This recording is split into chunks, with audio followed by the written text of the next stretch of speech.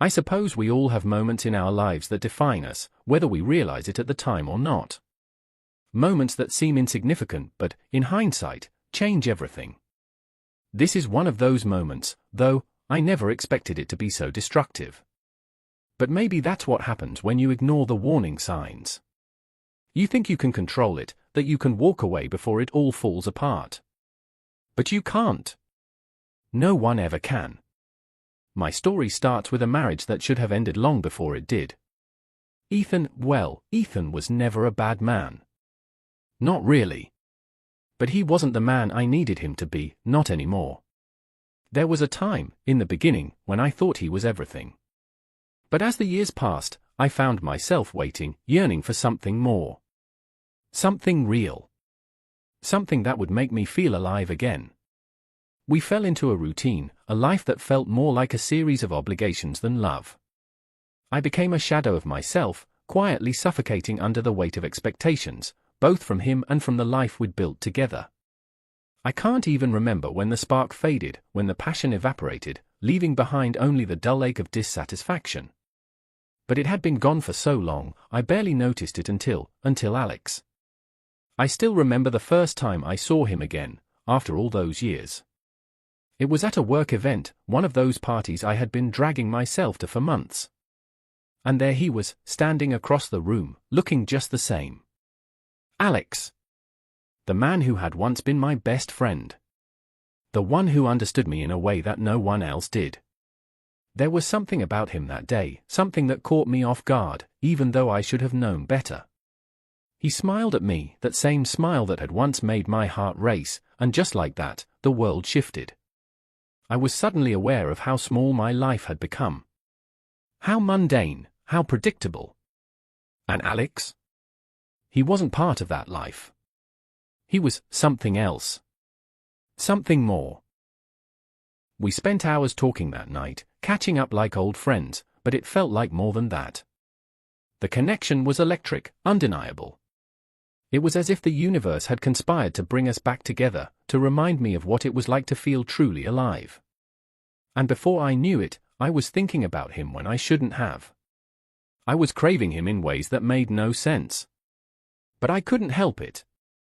He reminded me of the person I used to be, the woman full of hope, of dreams, of possibilities. And in my marriage?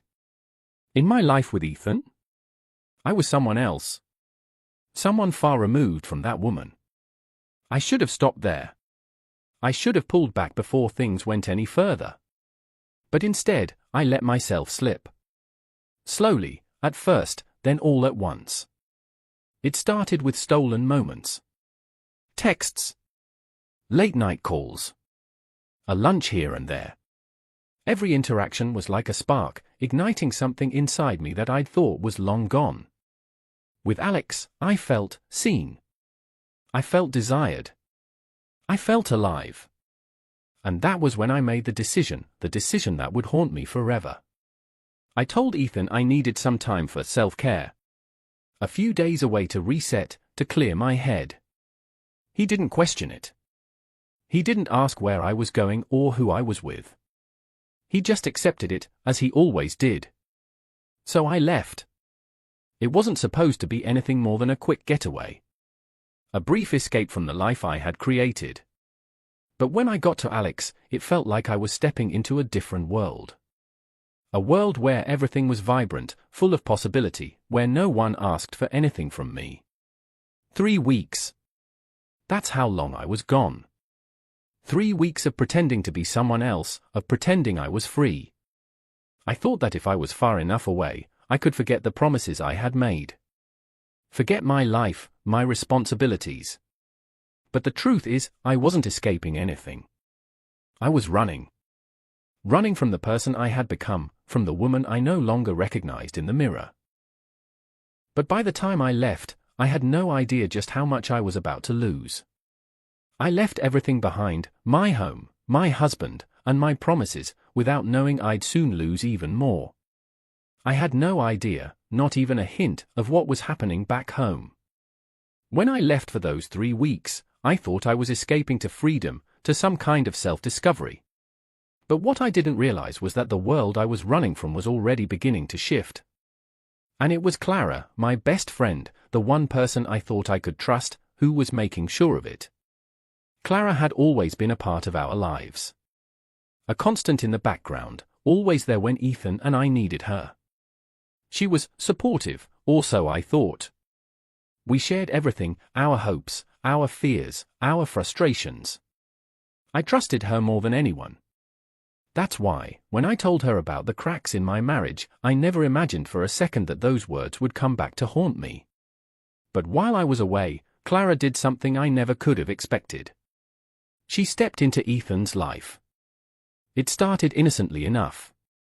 She was there for him, the way a friend should be when someone's spouse is absent. He wasn't alone, she assured him. She cooked him dinner, listened to him vent about work, about me, about our marriage. She was just a shoulder to lean on, right? Just a friend offering support. But as time passed, I began to feel a sinking suspicion. I don't know if it was the way she talked about him, or how she'd casually mention how tough things had been for him without me, but something felt off. At first, I brushed it aside.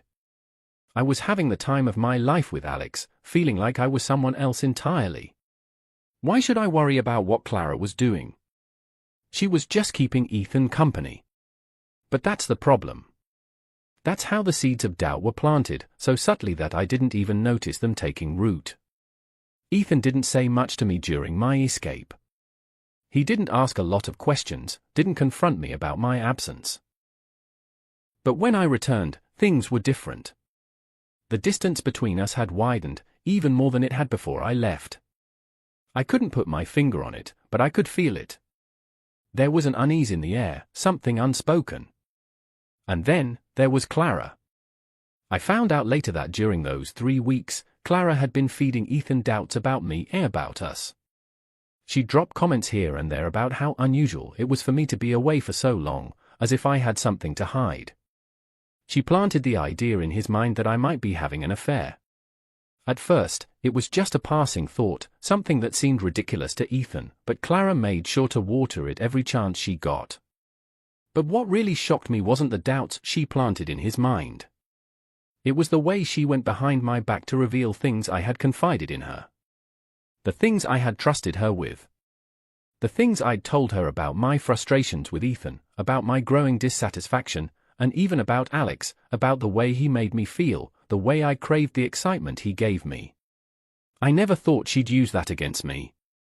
By the time I returned, Clara had already replaced me in Ethan's eyes, and in his heart. She had carefully, methodically twisted the narrative so that I was the villain, the one who had betrayed him, while she played the part of the loyal friend, the understanding woman who had been there where he needed someone the most. I should have seen it then. I should have known. Clara had always been jealous of the life I had with Ethan. She'd always wanted what I had, my home, my marriage, my security. And now, she was trying to take it all away. But that's the thing about envy, isn't it? It's sneaky. It doesn't always show its face until it's too late. And by the time I saw it, it was already too late. I never thought Clara would do this. I never imagined she'd betray me like this. But maybe I shouldn't have been so naive. Because in the end, she was only doing what I had allowed her to do. I had pushed Ethan away, let him slip further from my grasp while I chased after something I thought would make me happy. But instead of facing the consequences of my own actions, I let Clara do the dirty work for me. And now, everything was falling apart. By the time I walked through the door, expecting to pick up the pieces, I had no idea just how much I had lost. The first thing I noticed when I walked through the door was the silence. It was different from the quiet I was used to. This wasn't the peaceful kind of stillness that came after a long day. No, this felt colder. There was no warm greeting, no welcome back, no I missed you. Just silence, thick and suffocating. Ethan was sitting on the couch, his back to me. I stood there for a moment, unsure of what to say, unsure if I should say anything at all. I had spent the last 3 weeks thinking about how I would explain myself, what words I would use to make everything right. But in that moment, all of them felt useless. Ethan? I said quietly, testing the waters. He turned slowly, his eyes hollow, distant. For a second, I thought maybe he hadn't been affected by the time apart. But then I saw it, the hurt in his eyes, the disappointment. "You're back," he said flatly, as though he were speaking to a stranger, not the woman he'd once loved. His voice lacked warmth, the kind that used to make me feel safe, secure. Instead, it was cold, laced with something I couldn't quite grasp. I'm sorry," I said, stepping closer. "I know I should have communicated better. I needed space. To think. To figure things out." I waited for him to respond, but the silence that followed felt unbearable. His gaze never left me, and in it, I saw something I couldn't quite place. Was it anger? Was it betrayal? Was it both? Finally, he stood, his jaw tight. "Space," he repeated, almost like he was testing the word. "Is that what you call it? Space?" I swallowed hard, trying to hold back the sting of guilt that crept into my chest. But there was something else too, something darker, the fury building in his voice, the kind of rage that came from feeling utterly betrayed. "You know," he continued, his words coming out in a rush, "I've been thinking a lot about that space you needed. And about everything else." He took a step toward me, his eyes narrowing. "About Clara." My heart dropped. "What do you mean?" I whispered, though I already knew where this was going. Ethan didn't hesitate. "You think I'm stupid? You think I didn't notice? Clara's been filling my head with her version of the truth. Every time she came over to comfort me, she'd drop little hints, things she said you told her." His voice cracked for a moment, like the weight of his words was too much. "About Alex. About how you weren't happy with me. How you were looking for something more." I tried to say something, to defend myself, but the words caught in my throat. The shame of it all, of what I had done, of what I had allowed Clara to twist, choked me. "Ethan, I started, but he cut me off." "Save it," he spat, shaking his head. "She told me everything, Sophia. About your affair, about how you've been lying to me for months." His eyes burned with accusation. "And you just left. Left me to deal with the mess. With nothing but your selfishness to hold on to." I couldn't breathe. I stood there, dumbfounded, as the weight of everything hit me. I had tried so hard to justify my actions, saying I needed to find myself, saying I deserved something more. But in that moment, I realized just how far I had fallen, how deep the wound I had caused went. I didn't tell her any of that, I pleaded, my voice weak. "I never told Clara about Alex. I never said any of the things she's told you." I stepped toward him, reaching for his hand, desperate for him to understand. "Ethan, she's lying. She's manipulating you." Ethan's face was unreadable. "I don't know what to believe anymore," he muttered, stepping back from me, his eyes never leaving mine. I stared at him, fighting to hold back tears. This wasn't how it was supposed to be. I thought I'd return and everything would fall into place.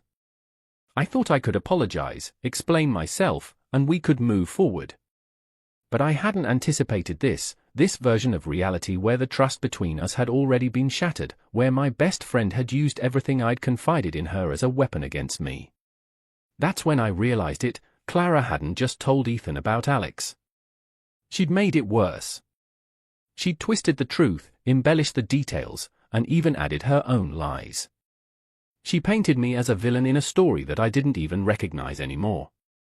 The woman I was became the woman she wanted me to be, cold, distant, unfaithful, and she made sure Ethan believed it. I thought I was the villain of this story. I thought the affair, the lies, the distance I created, those were the things that made me the bad guy. But Clara proved there's always another layer to betrayal. She wasn't just my friend, my confidant. She was the one who took everything I had, my marriage, my trust, and turned it against me. And now, everything had changed. The days that followed were a blur, quiet, empty days filled with too much time to think. Ethan shut himself off completely. He didn't scream anymore, didn't yell or accuse. He simply withdrew. He stopped coming home at night. He stopped answering my calls. He stopped caring. At first, I tried to reach out, sending messages, leaving voicemails, anything to make him listen, to make him understand. But all I received in return were short, curt replies, if I received anything at all. His heart had hardened and his mind was made up. He chose solitude, choosing to wallow in his pain rather than even attempt to forgive me. I suppose I couldn't blame him. The damage was too deep, too wide to fix with apologies. He was tired of being hurt. Tired of loving someone who could betray him so easily. But what about Clara? I found her, or rather, I went to her. I needed to confront her. To demand answers. I wasn't sure what I expected, but the confrontation wasn't as satisfying as I thought it might be. It was ugly. She was cold, defensive, and spiteful. It wasn't just that she had betrayed me, it was that she had been waiting for this moment, the one where she could watch everything fall apart. Why, Clara? I asked, my voice breaking as I finally confronted her. Why did you do this to me? You were my friend. I trusted you. Clara looked at me with a mixture of pity and something else I couldn't quite place. You really don't understand, do you? She said, her voice quiet but laced with an edge. I was never your friend, Sophia. I was never happy for you. I was never content with the life you had. My heart sank, but I forced myself to stay composed. What are you talking about? Clara let out a humorless laugh. You think I was just the supportive friend who wanted to help you through your marriage troubles? No. I wanted your life. I wanted Ethan. I wanted everything you had, everything you took for granted. Her eyes darkened, and I saw the truth in her words. She had never been happy for me. She had never been the friend I thought she was. And when you left, when you tore your marriage apart, I saw my chance. I wasn't going to let you walk back into his arms without a fight. I stood there, stunned, as her words rang in my ears. This was the real reason behind her betrayal. This wasn't just about me being unhappy or about my affair with Alex. It was about her jealousy. Her desire for the life I had, and her desperate, twisted need to destroy it. I never knew, I whispered, my voice breaking. I never thought you could do this to me. Clara's gaze softened just for a moment, and in that fleeting glance, I saw something I didn't expect, regret. But it was gone just as quickly as it appeared, replaced by a cold hardness that I couldn't stand to look at. I'm not sorry, Sophia, she said, her tone flat. I got what I wanted. And now, so have you. I left her then, without another word. There was nothing more to say. Nothing more to fix. But as I walked away from Clara, I couldn't help but think about the role I played in all of this. Yes, Clara had manipulated and betrayed me, but I had betrayed myself first. I had betrayed Ethan. I had made decisions based on my own fleeting desires without thinking of the consequences.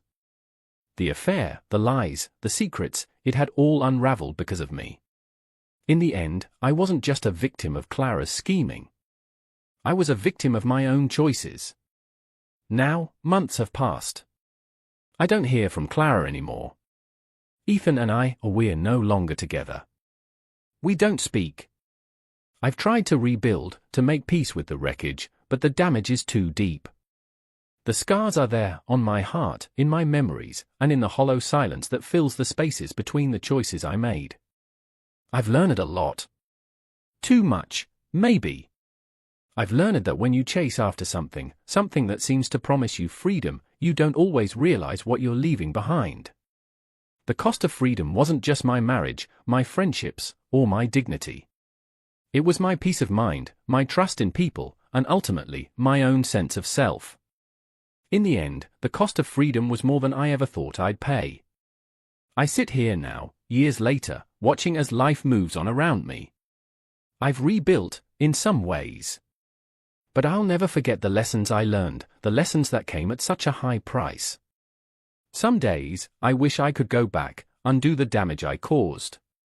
But there's no going back. And maybe that's the hardest part. The truth is, some things can't be fixed. Some wounds don't heal. You live with them, and you learn from them. But the scars, they stay.